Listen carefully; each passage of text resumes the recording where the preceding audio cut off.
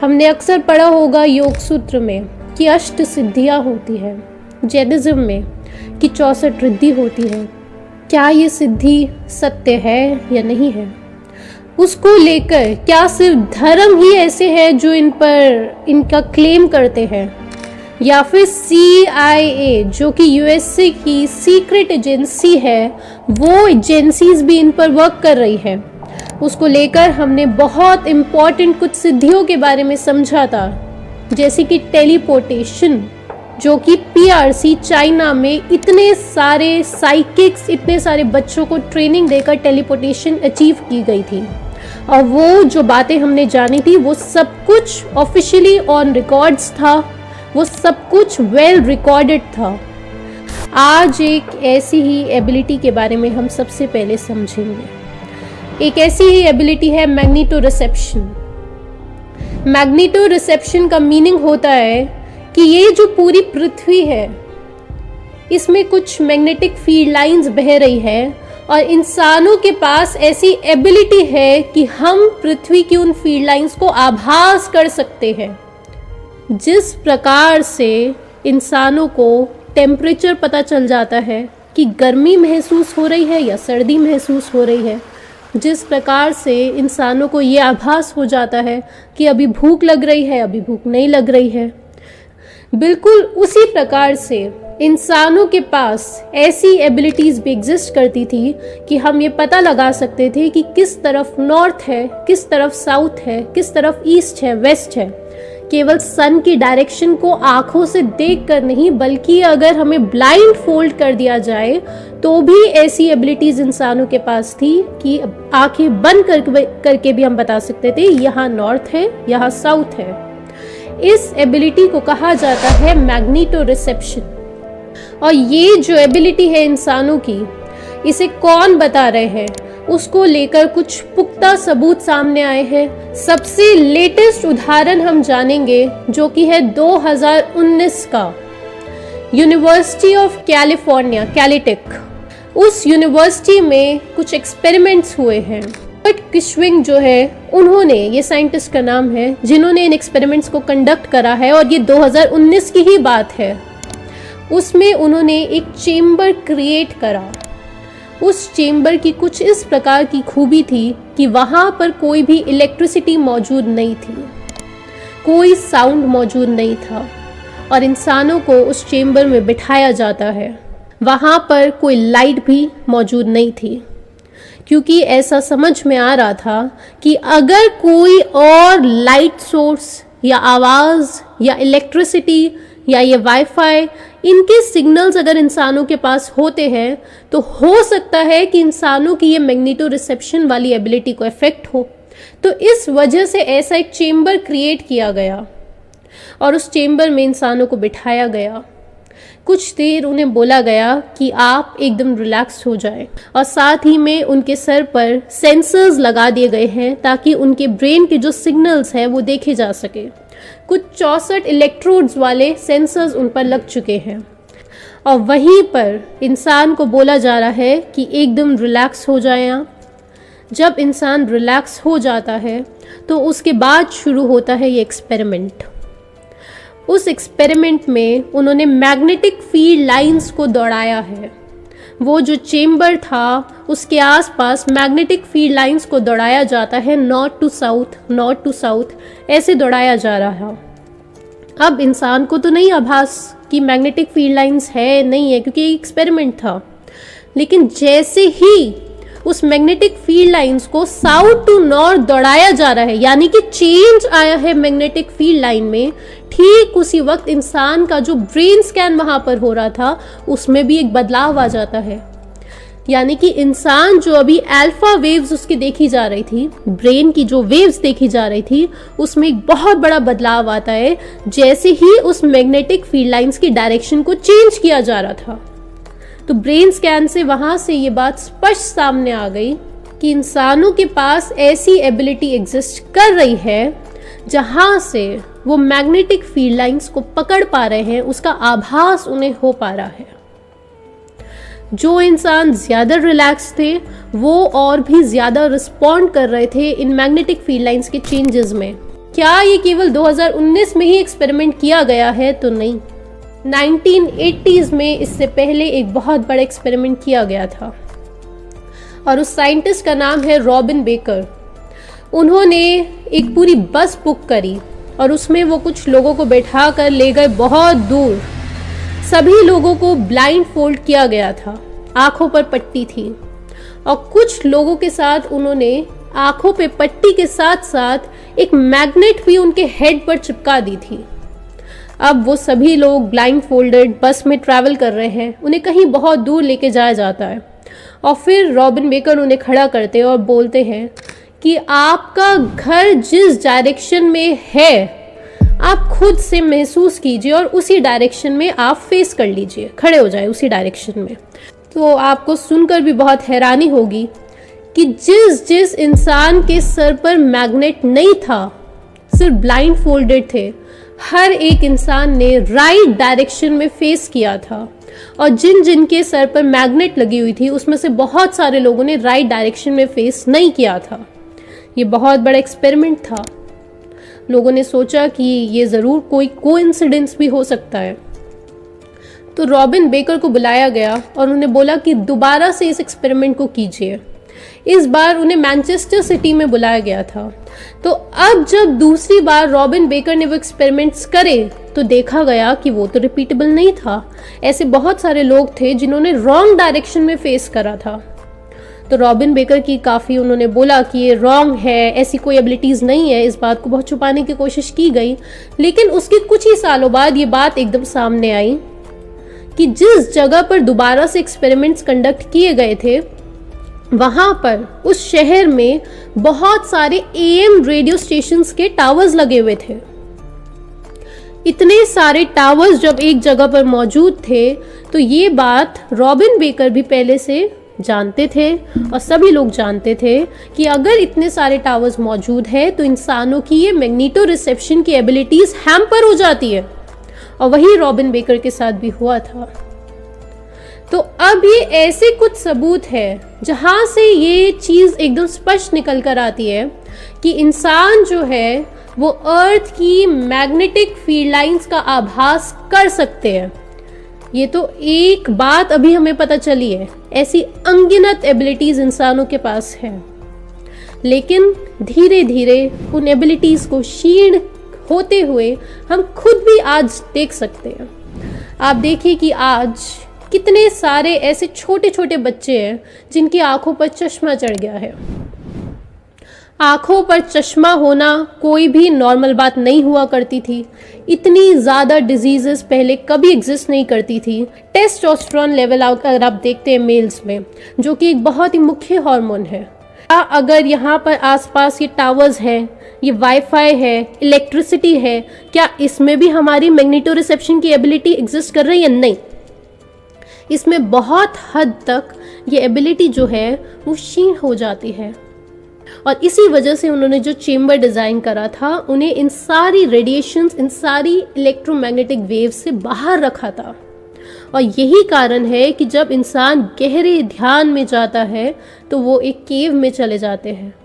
यहाँ तक कि पाइथागोरस का हमने देखा था कि पाइथागोरस अपने बहुत सारे स्टूडेंट्स को लेकर केव्स में जाते थे और वहाँ पर कुछ मेडिटेशंस किया करते थे।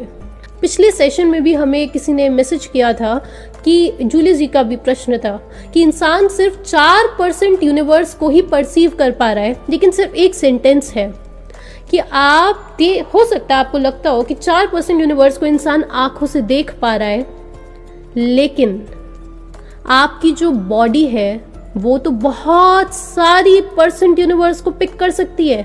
आपकी जो ह्यूमन बॉडी है वो बहुत सारी इलेक्ट्रोमैग्नेटिक वेव्स, रेडिएशंस, इन सबको पिक कर पाती है।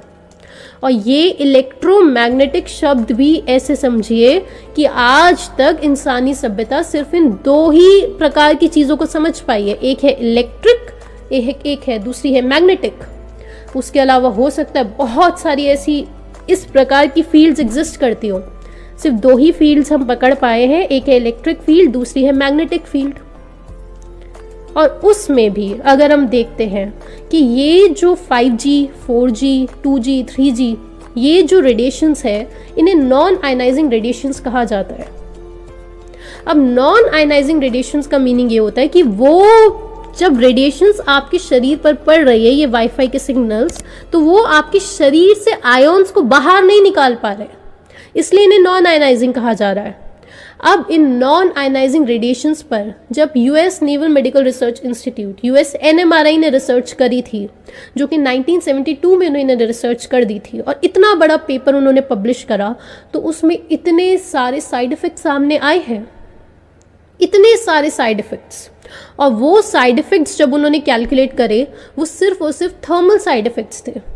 यानी कि अगर ये वाईफाई की, ये 2G 3G 4G 5G ये सब कुछ इंसान के शरीर पर पड़ रहा है, जब हम मोबाइल फ़ोन पिक कर रहे हैं, ये जो रेडिएशंस इंसानों पर पड़ रही है, तो उससे इंसान के टेम्परेचर में क्या चेंज आ रहा है, सिर्फ और सिर्फ ये देखा गया है। बाकी कोई और पैरामीटर को कैलकुलेट नहीं किया गया है, सिर्फ थर्मल इफेक्ट्स देखे गए हैं, और उसमें भी इतनी सारी बीमारियां सामने आ गई हैं।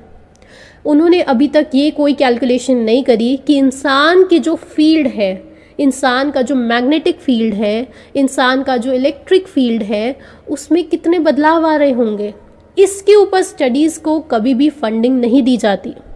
थर्मल इफेक्ट्स इतने ज़्यादा होते हैं, वो उस स्टडी में एकदम स्पष्ट लिखा हुआ है, लेकिन इंसान के इलेक्ट्रोमैग्नेटिक फील्ड पर कितना ज़्यादा प्रभाव पड़ सकता है इन रेडिएशंस का, उसके बारे में कोई रिसर्च इन्होंने कंडक्ट नहीं करी।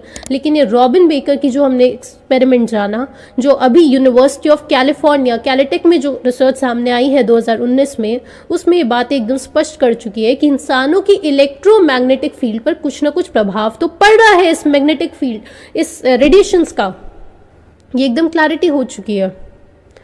अब आप ये समझें कि पृथ्वी जो है, उसकी वो जो मैग्नेटिक फील्ड लाइंस हम बोल रहे हैं, उसका क्या मीनिंग है, अर्थ की मैग्नेटिज्म कैसे आती है, हम वो विचार करते हैं। जो साइंटिस्ट बोल रहे हैं, अगर हम उन्हीं तथ्यों को देखें, तो उसके हिसाब से नासा का कहना है कि पृथ्वी जो है वो अगर गोल है, जैसे वो लोग कहते हैं, तो अब उस पृथ्वी की 3 लेयर्स होती है।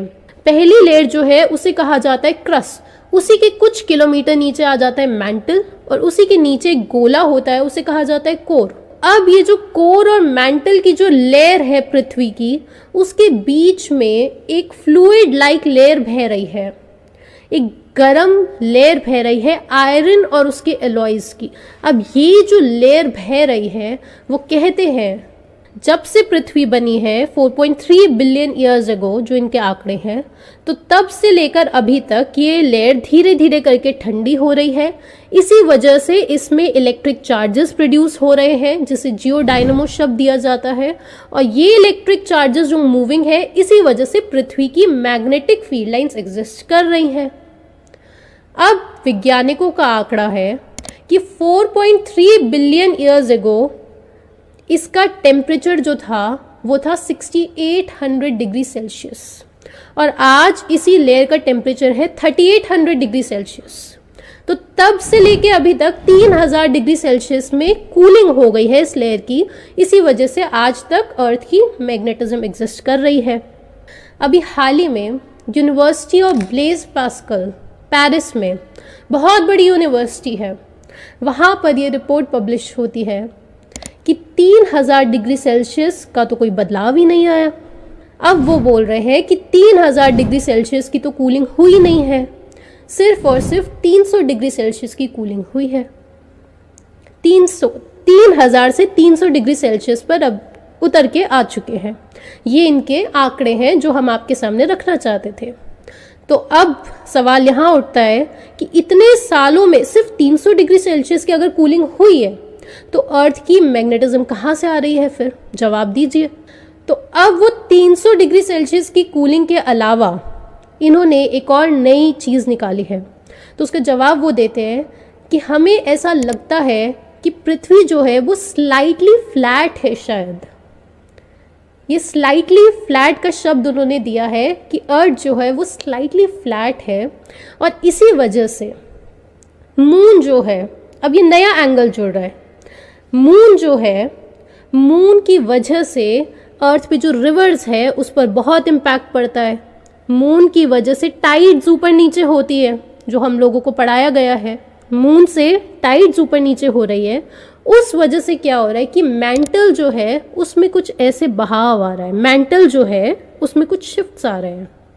इस वजह से क्या हो रहा है कि वो जो मॉल्टन लेयर है उसमें भी इम्पैक्ट आ जा रहा है, और इस मेंटल की मूवमेंट की वजह से भी पृथ्वी की मैग्नेटिज्म एग्जिस्ट कर रही है। तो अब यहाँ पर नई बात अभी हाल ही में जोड़ी गई है, और ये एक वेल इस्टेब्लिश्ड कंसेंसस भी आज इस तरफ बढ़ चुके हैं वैज्ञानिक, कि मून जो है उसका पृथ्वी पर बहुत इम्पैक्ट पड़ता है, पृथ्वी की मैग्नेटिक फील्ड लाइंस पर बहुत इम्पैक्ट पड़ता है मून का। और अभी तक ऐसे कितने सारे धर्म हैं जो इसी बात को स्पष्ट शब्दों में बोल रहे थे। हम आपको बहुत सिंपल से, अगर आप एस्ट्रोलॉजी को देखेंगे, एस्ट्रोलॉजी में बहुत ही स्पष्ट शब्दों में बोला गया है कि मून जो है उसका इंसान के मन पर बहुत बड़ा प्रभाव पड़ता है। अमावस्या के दिन अलग प्रकार की मेडिटेशंस की जाती है, फुल मून पर इंसान का मन बहुत हावी हो सकता है, मून का इतना बड़ा इम्पैक्ट पड़ सकता है, ये एस्ट्रोलॉजी में स्पष्ट लिखा हुआ है, ये कोई नई बात नहीं है। और आज वैज्ञानिक बोल रहे हैं कि मून से टाइड्स पर इम्पैक्ट पड़ता है, इस वजह से अर्थ की मैग्नेटिज्म भी एग्जिस्ट कर रही है। तो अर्थ की मैग्नेटिक फील्ड लाइंस बहुत हद तक मून से लिंक्ड है, मून का बहुत बड़ा रोल है। हम उम्मीद करते हैं कि आपको इंसानों की इस एबिलिटी के बारे में समझ आ रहा होगा, वैज्ञानिक जो तथ्य प्रेजेंट कर रहे हैं वो आपको समझ में आ रहे होंगे कि कैसे मून का इम्पैक्ट आज ऐड किया गया है अचानक से, कि अर्थ की मैग्नेटिज्म में एग्जिस्ट कर रहा है। और साथ ही में अगर आप और भी चीज़ें पढ़ेंगे कि जो एनिमल्स होते हैं, बर्ड्स होते हैं, उनमें ये मैग्नेटो रिसेप्शन की बहुत ज़्यादा एबिलिटीज़ होती है। बर्ड्स को आप देखते हैं कि जब से टावर्स लगे हैं उनकी माइग्रेशन करने में दिक्कत हो रही है उन्हें, क्योंकि रास्ता भटक जा रही हैं बर्ड्स, ये बहुत कॉमन बात है। मोल्स होते हैं, यहाँ तक कि बैक्टीरिया जो होते हैं, फिशेस जो होती है, उनमें भी एबिलिटी होती है कि वो सही डायरेक्शन में ट्रैवल करते हैं। उनके पास जीपीएस नहीं होता, फिशेस के पास कोई जीपीएस नहीं है। यहाँ तक कि डॉग्स जो है और बहुत सारे एनिमल्स हैं, उनकी लाइफस्टाइल इसी प्रकार की होती है कि वो खुद से सही डायरेक्शंस में ही काम कर रहे होते हैं। और वास्तुशास्त्र का आप जानते होंगे कि ये एकदम स्पष्ट वास्तुशास्त्र में बोला गया है, और स्टडी भी सामने आई है sleepfoundation.org की, कि जब आप स्लीप कर रहे हैं तो आपके जो पैर है वो नॉर्थ की तरफ फेसिंग होने चाहिए। तो उससे क्या होता है, उससे इंसान का ब्लड प्रेशर जो है वो लो भी होता है, यानी कि नॉर्मल रेंज में रहता है। ये स्टडीज़ भी सामने आ रही है, और ये बात वास्तुशास्त्र में भी बहुत पहले से बताई गई है। ऐसी बहुत सारी चीज़ें हैं, ये एक एबिलिटी के बारे में हमने जाना, ऐसी बहुत सारी एबिलिटीज़ के बारे में हम आगे के सेशंस में जानते रहेंगे।